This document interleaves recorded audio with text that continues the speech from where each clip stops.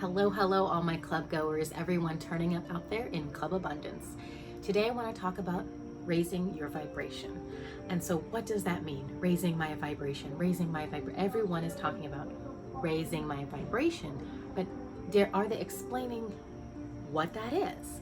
So this does not require any spiritual belief. You don't have to believe what I believe to raise your vibration. This is a scientific principle. If you think about how instruments play, they all make a different sound because they're all vibrating at a different speed. That's sort of the same thing with emotions. So on the scale of vibration of emotions, you have fear and apathy and depression at the bottom. These are very heavy, dense energies. And you understand that when you feel sad, when you feel fearful, when you feel depressed, you feel heavy, you feel down. That's what people call it, down. I feel down, right? And that I'm weighed down by my emotions. Then you have the emotions like love and joy, and you feel excited and you feel uplifted when you feel these energies, right? So those are on the higher scale of the vibrations. And so how do we get there? A couple of things. One, it is very difficult to go from fear or depression or apathy straight to joy. Gabby Bernstein talks about this in her book, Super Attractor.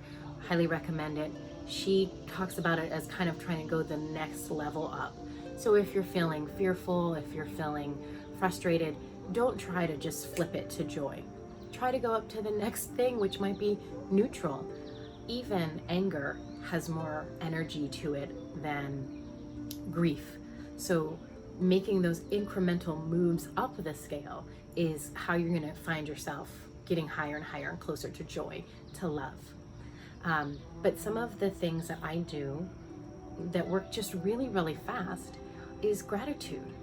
You know, making a written gratitude list, a mental gratitude list. One of the things that you can do is literally just walk through your day and find things and just say thank you. Thank you, universe. Thank you, God. Thank you, spirit. Thank you, whatever. You run into a bunch of red lights. Thank you for keeping me safe, because maybe you've been in a place where there weren't red lights. I've driven in a couple of countries where there were not traffic signals, and I did not feel particularly safe. So thank you for this traffic jam. I feel really good that I'm being protected in my vehicle and having to go a little bit slower. Thank you for this bill.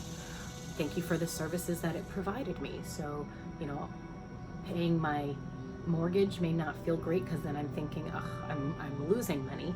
But really, instead, I can say thank you for the home that I get to have. Thank you for this cell phone bill because I can speak to people I love. I can create these videos. I can connect with people online. So find as many different ways to say thank you as you can. In one program I was doing, they asked us to write 5 pages of gratitude. And it seemed like a lot, but when I got into it, I ended up writing about 6 pages. And there were so many things you can be thankful for. Thank you for these sounds of the cicadas, if you can hear them. It's a very nostalgic sound for me. You know, it takes me back to my childhood. Thank you for the warm. There's so many things that we can be grateful for. And when I choose to focus on the good, like attracts like. Again, another scientific principle, nothing that you have to have a spiritual belief in. It is nature that like attracts like. Water seeks its own level, right? So the more you focus on the good, the more good you see in the universe around you. And the more good you see, that is you raising your vibration. You're starting to feel better. You are starting to see good in more situations. And so you're moving yourself up that scale.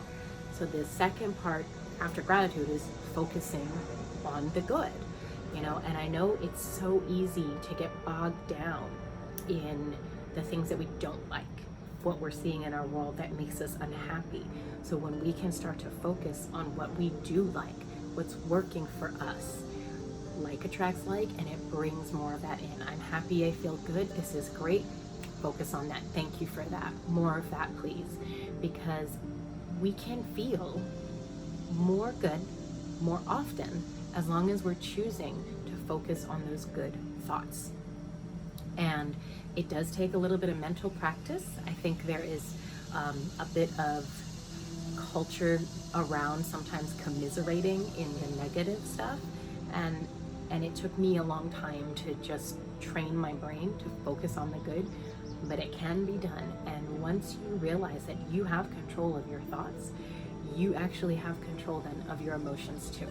So let me know what you think. Leave me a comment. I hope you all have a blessed weekend.